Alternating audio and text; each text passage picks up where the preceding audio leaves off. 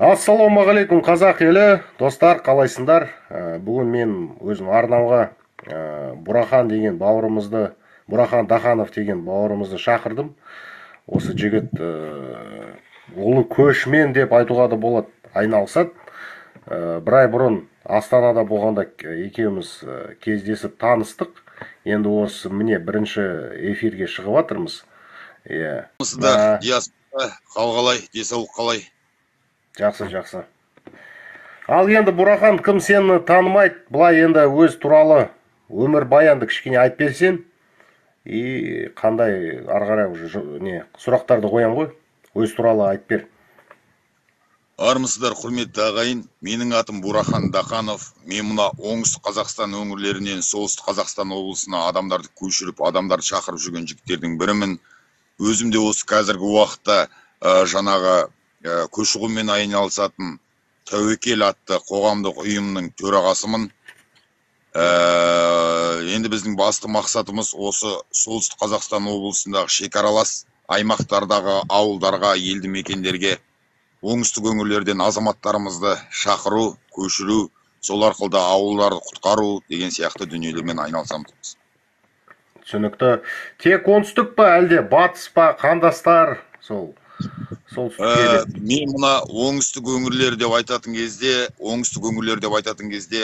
Қазақстан Республикасының оңтүстік шекарасындағы облыстарды айтамын. Оған Жетісу облысы, Алматы, жаңа Қызылорда, Жамбыл бәрі кіреді. Түркістан облысы да кіреді. Одан кейін Маңғыстау облысы да бұл программаға қосылған. Оның үстіне Астана қаласынан да көшетін мүмкіндік бар.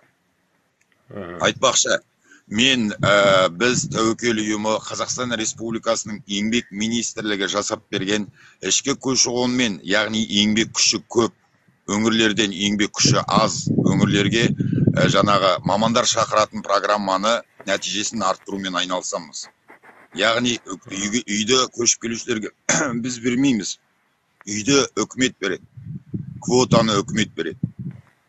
Біз сол программаны ұтымды пайдалану арқылы солтүстік Қазақстан Жарайды, ол түсінікті. Менің бірінші сұрағым мынандай болды да, Бурахан. Өзің негізінде қай жылғысың, қай жерден боласың? Енді өмір баян, өзің туралы таныстырсашы адамдарға. Мен өзім 1992 жылы дүниеге келгем, Алматы қаласында дүниеге келгем. Руым Найман, енді тағы басқа не айтсам болады. Содан кейін Шығыс Қазақстанда оқыдым. Шығыс Қазақстанда Аягөз деген жердің жанында керемет Шұбартау деген бұрынғы аудан бар. Сол ауданда 11-ші класс бітірдім. Одан кейін Талдықорған жақта, Алматы жақта өмір сүрдім. Ақтауда әскерде болдым. Қазір 4 балам бар. Дәл қазіргі уақытта сол жаңағы Талдықорған қаласынан бері қарай солтүстік Қазақстан облысы Шал Ақын ауданына көшіп келіп, қазір осында тұрақтап жатырмын. Түсінікті. Өзің отбасы бар, бала шаға, сол туралы енді. Иә, отбасылымын, 4 балам бар, 2 ұл, 2 қызым бар. Қазіргі уақытта көп балалы отбасы болып есептелеміз бізде. Иә. Енді мен де былай айтқым келеді да, осы бір ай бұрын бізде бір досымыз, ортақ досымыз бізді таныстырды, айтты, осылай, міне Бурахан бауырымыз бар деп.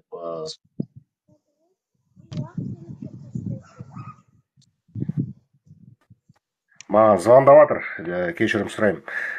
Сол енді таныстырды, енді қазір Бураханмен былай байланыстамыз, негізінде уже бір ай болды. Осы мен Бураханға айттым, анда-санда тиктокқа шық, адамдар көп жиналады осы тиктокта.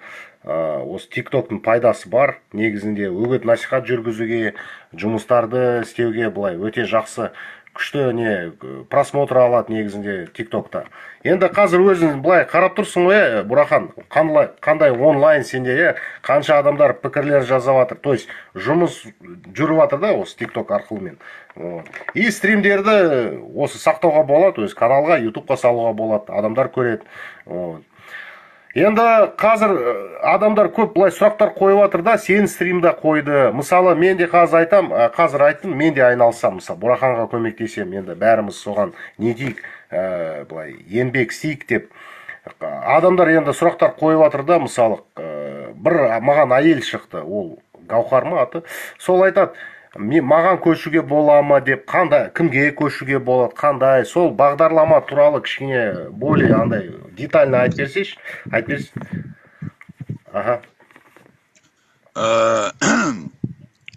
Қысқасы, Қазақстан Республикасының үкіметі осыдан біршама жыл бұрын еңбек деген бағдарлама жасап шығарған. Ол еңбек деген бағдарлама бойынша қысқасы оңтүстік Қазақстан өңірлеріндегі азаматтар солтүстік Қазақстан өңірлеріне көшуіне мүмкіндік алады. Солтүстік Қазақстан өңірлері деп біз 3 облысты айтамыз. Павлодар, біреу өзің тұрып отқан Диас, екіншісі біз солтүстік Қазақстан облысы, орталығы Петропавл, үшіншісі Қостанай облысы. Бұл программаның негізі бойынша жалпы программаның негізінде дипломы бар деген сөз айтылады. Яғни солтүстік Қазақстан облысына көшіп келген азамат өзі бірден жұмысқа кіріп кететіндей мүмкіндігі болу үшін белгілі бір істің маманы болу керек.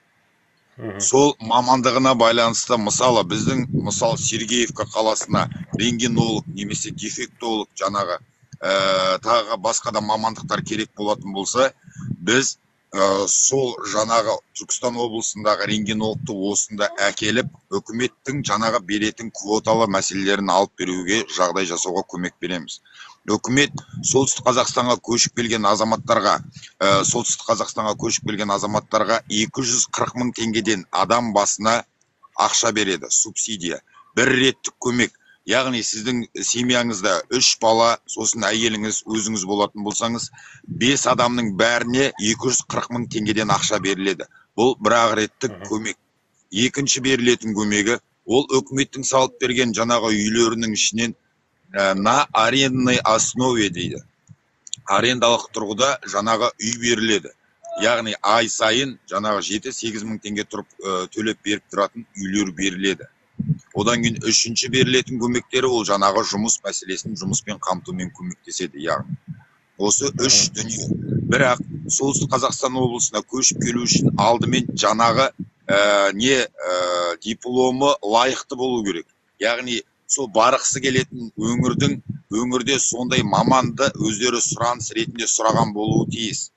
Егер сіз солай шақыру жағымен келетін болсаңыз, сізге үйді де береді, одан кейін жаңағы жұмысмен де көмек қылады. Одан кейін тағы қазіргі айта кетерлік мәселе, міне соңғы 2 жыл болды, үкімет жаңадан үй салуларды тоқтатты. Өйткені үйлердің көбі сапасы болған, тағы басқа нюанстары болды. Қазіргі уақытта енді үкімет тарапы басқа бір дүние ұйымдастырып жатыр. Ол, мысалы, солтүстік Қазақстан облысына көшіп келген азамат осы жергілікті халықтың сатылымда тұрған үйін сатып алғысы келетін болса, ол адамның жаңағы ол үйдің құны мысалы 6 миллион теңгелік үй болатын болса, 50%-ін үкімет төлеп береді. Яғни, мысалы, Диас мырза Ақсу деген қалада тұрып, Ақсудан көшем деп өзінің үйін сатып жатқан болатын болса, 6 миллион теңгеге. Түркістаннан көшіп келген, мысалы, Самат деген азамат сол үйді 6 миллион теңгенің үйін 3 миллион теңгеге ала алады. Өйткені қалған 50% ақшасын үкімет төлеп береді. Ал менің тағы бір айта кетерлік нәрсем, жаңадан үкімет салып берген үйлерден гөрі сондай адамдар бұрыннан бері тұрып жатқан үйлердің сапасы анағұрлым жоғары және сол жерде тұруға өте ыңғайлы. Өйткені үкімет салып берген үйлерде гараж, жаңағы қора қопсы деген дүниелер жоқ. Ал бұрын адам тұрған үйлерде қора да болады, мал ұстауға ыңғайлы, тауық, тағы құс асырауға ыңғайлы, толық сарайлары болады. Одан кейін гаражына дейін болады. Қысқасы айтқым келгені осы, Диас мырза. Рахмет. Енді достар, осы міне Бурахан Дақанов деген бауырымызға тіркеліңіздер.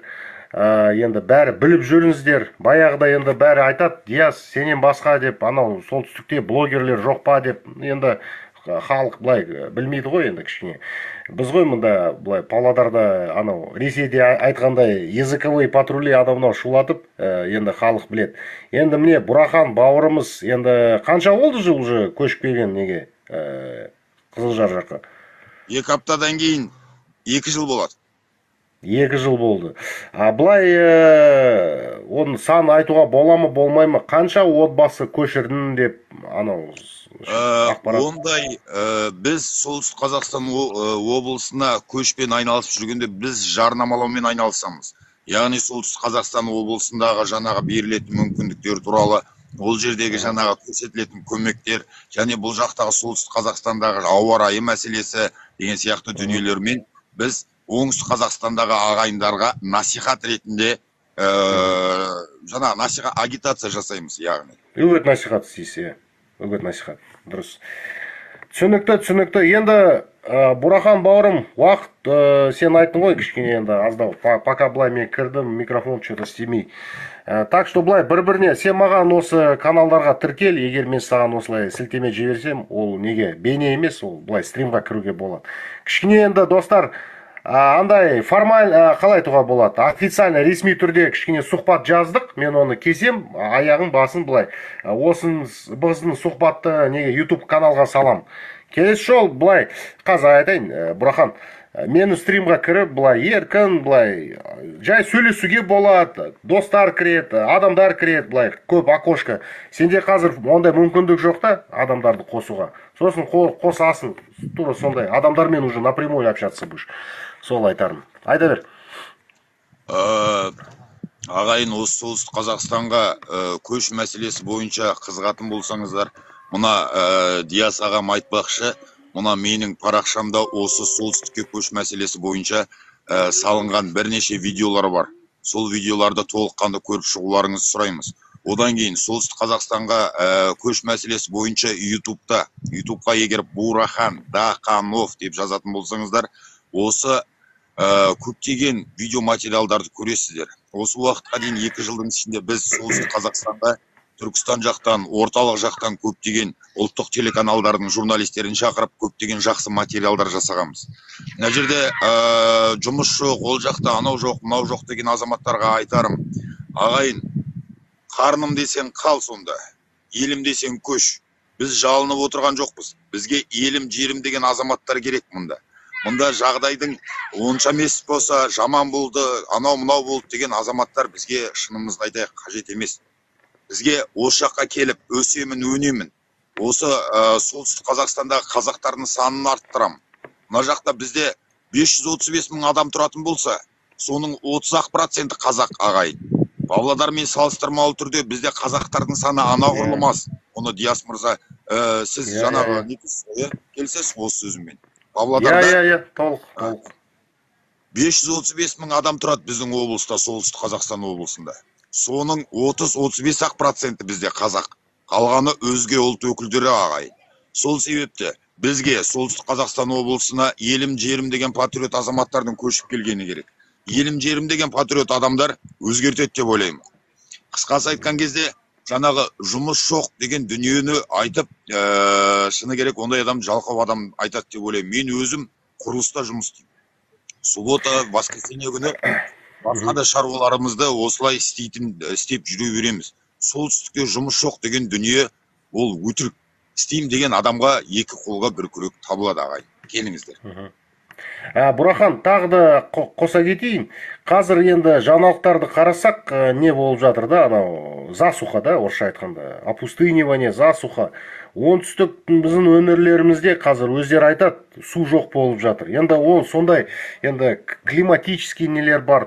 Ну, табиғат осы солай не деді да, кейбіреулер айтады, 6 жыл су болмайды енді. Ну, былай енді засуха будет, да, орысша айтқанда. Енді қазір сол мүмкіндік бар ғой, солтүстікте бізде енді өзендер жетеді, көлдер, шөп өседі, малды бағу болады. Ну, короче, он по сравнению с югом бізде как-то более-менее в этом плане, я. А то, что қыстар суық дейді, бірақ мен вот бүгін ғана айттым, оңтүстікте болдым ғой, қызметте, әскерде, атарда болдым. Мысалы, оңтүстік, Жамбыл облысы, бірақ қыста мен айта алмаймын, что сонша прям жып-жылы. оңтүстікте де қыстар суық мысалы андай по-своему, иә. Вот. Енді бізде ол кішкене андай сухой мороз, иә, андай басқаша, иә, басқаша кішкене климат. Но тұруға болады, тұрып жатырмыз ғой, өлген жоқпыз. А то, что Қызылжар жақта 70% басқа ұлт өкілдері, ол шын. Ең маңызды сол, достар, ағайындар, солтүстік Қазақстан облысына ең бірінші орында соған жіберу керек негізінде. Бізде Павлодар облысында 60% қазақ облысы бойынша. Қалада 55 қалада. Ең маңызды сол. Я, Петропавл, просто бізді не үшін былай қосты? Енді сендер сияқты былай Ресейге шекара, және енді атау Павлодар ғой бізде. Вот. А так, Павлодар мен даже Өскемен даже кішкене андай айырмашылықтар бар. Ридер деген. Вот соларды неге қосқан жоқ? Что-то түсінбей жатырмын да? Ридер, Зырян деген қалаларға негізі көш бар. Шығыс Қазақстан облысына да көшуге болады. Бірақ қазіргі уақытта енді осы солтүстік Қазақстан облысында приоритетте болып тұр.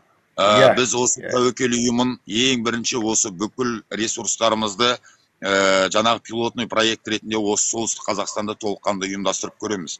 Одан кейін келесі жылдардан бастап, одан арғы жылдарда біз басқа облыстарға, көршілес Қостанай облысы, сосын сіздерге Павлодарға, одан ары шығыс жақтарға қарай зер сала бастаймыз.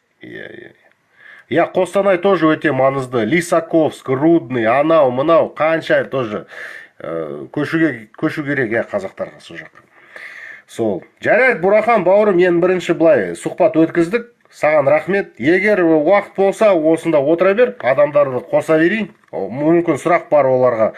Уақыт болмаса, жарайды, түсінем. Енді айттым ғой. Диас мырза, мына жерде маған қазір осы көшем деген азаматтар келіп отыр еді. Мен жаңа бағана басында айтқанымдай, өкінішке орай бүгін мен эфирлерге қосыла алмаймын. Бірақ уақытылы сөйлесіп тұрамыз. Қысқасы айтқанда. Рахмет. Ертең, мүмкіндік болса, ертең күндіз былай шығайық эфирге. Үгіт насихат жүргізейік. Бір-біріне көмек беріп, егер Павлодарға келсең, хабарлас. Мен де енді сол жаққа сендерін барсам. Барып келу керек маған негізі. Мен бір рет болдым, Қызылжарда бір рет болдым, бірақ күн болдым. Бірақ ана облыс неде жүрген жоқпын. Как-нибудь келем, алла жаса. Жарайды, рахмет саған, Бурахан, бауырым. Давай, амандықпен. Тәуекел, теріскей, бізге аманат, брат. Аман бол.